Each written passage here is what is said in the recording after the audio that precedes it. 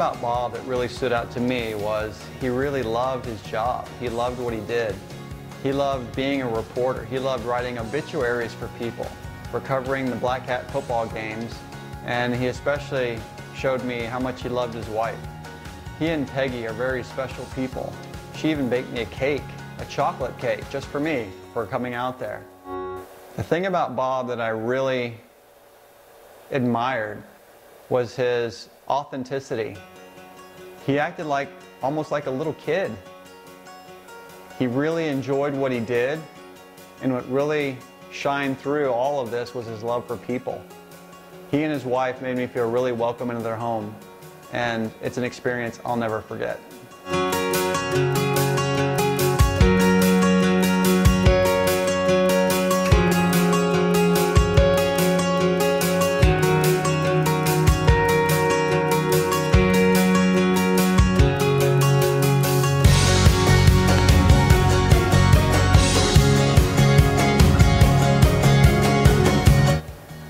Bert Cohn was a typical East Texas boy. Talking with him was entertaining. He shared stories about Joe Namath and Gale Sayers and Wilt Chamberlain, and he even laughed at my jokes. The thing that I'll remember most about him was just his relaxed attitude, his honesty. He talked about his track career in high school, talked about how maybe the coach fudged a little bit on his 100-yard track time, but all in all, he was an authentic East Texas man, and I really appreciated that.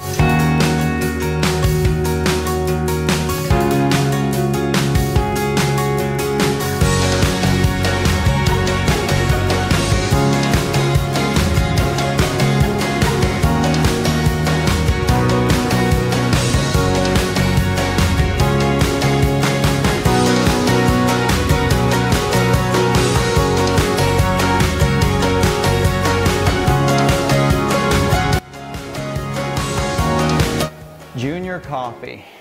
Now that was an experience. I got to fly to Seattle, and I got to meet and photograph him at a horse racetrack. Junior is just an all-around great guy. Really easy to talk to, loved his stories, and his wife was just fabulous. She helped plan the session, she got us a room at the racetrack, and just made me feel welcome there. The thing about Junior that stood out to me was he was real, he was authentic, and he had a lot of old-fashioned morals about what's right with the world rather than what's wrong with it.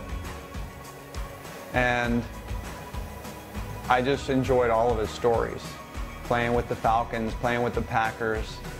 And then he even taught me a thing or two about horse racing.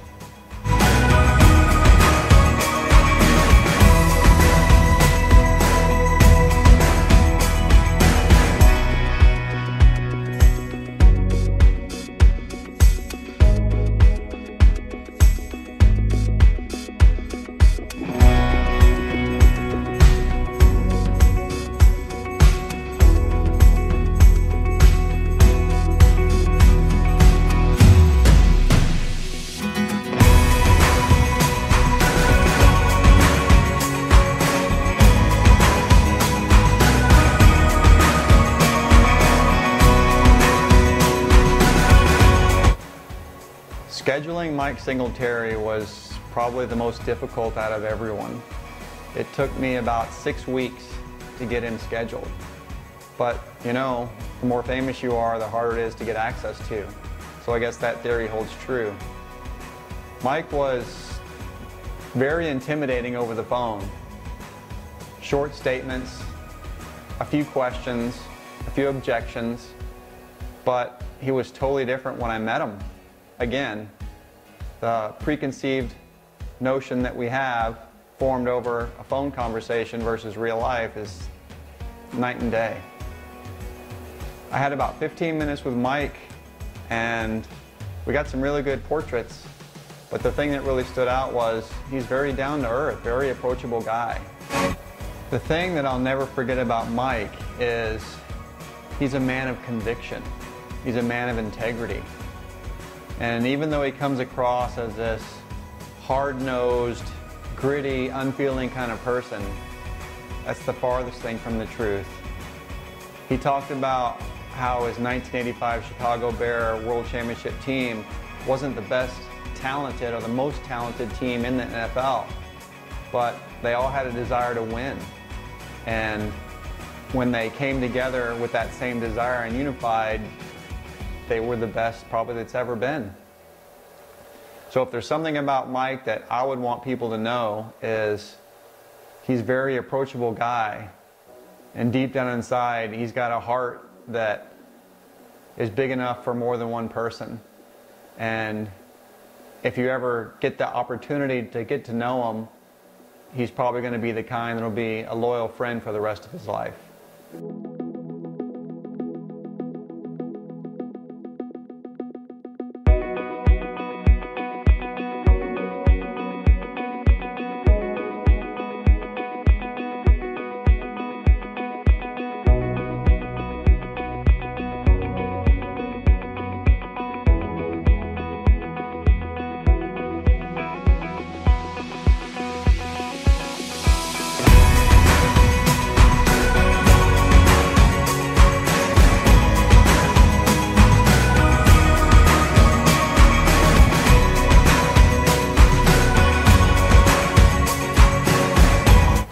When I spoke with Jerry on the phone, it was a little intimidating.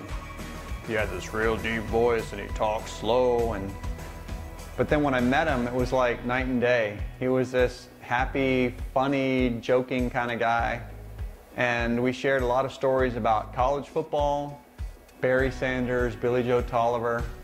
And then he talked about his transition from the NFL, and he also shared a story about the NFC Championship game he played in with the Vikings. And I was just enthralled and captivated by his stories. And the one thing about him that was kind of different was the phone calls kind of preconceived this big, staunch, hard man, and really he was a big man, but he was very cordial and inviting and someone you'd want to be around to listen to.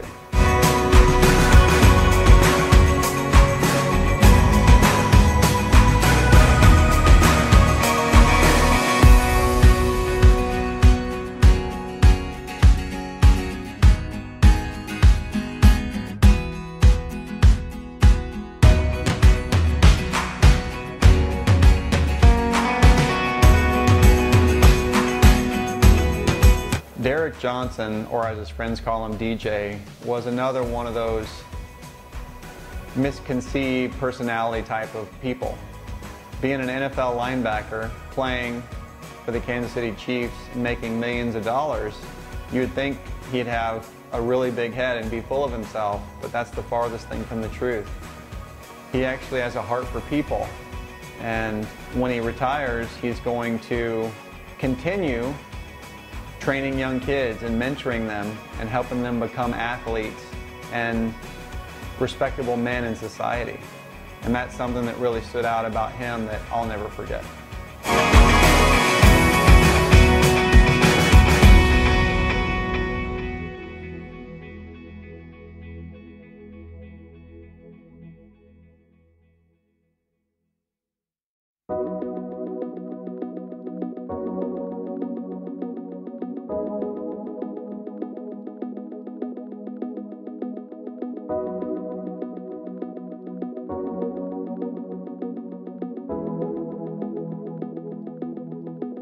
Jordan is another one that was difficult to schedule.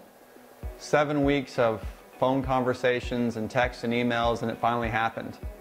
The best thing about it was he actually came out to the studio, so I didn't have to haul equipment anywhere. Jordan is a very approachable, respectable young man, and what I really enjoyed about his session was he was willing to do whatever I wanted to do. And That's pretty cool.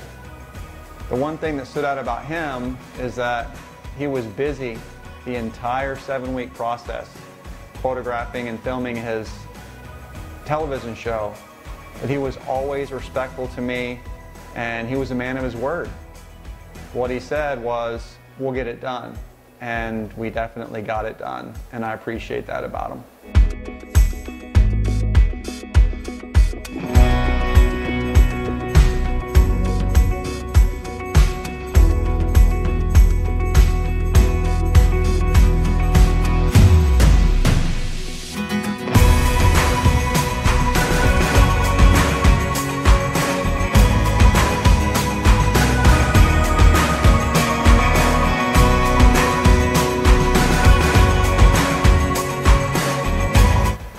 Coach Streety, he is a one of a kind. We have a very long history together. The one story I want to talk about him is when I was in high school, my team played his team in a football game, and his team was ranked 5th in the state. And we went into his place and we beat them. And we were so excited. We were on the bus celebrating, and out of nowhere, he steps onto our bus and he congratulates us. And he says, we'll see you guys in the playoffs. In all of my 13-year athletic career, no one has ever done that before. And that's something that I was impressed upon, how deep of character he has and what a man of integrity he is, that when I got into coaching, he was the first person I called for advice. And I had the privilege of working with him at Madison High School for 13 years. The only thing I can say is, even though I never had him as a coach, he's someone that I would want to have as a coach, or I want my boys to play for.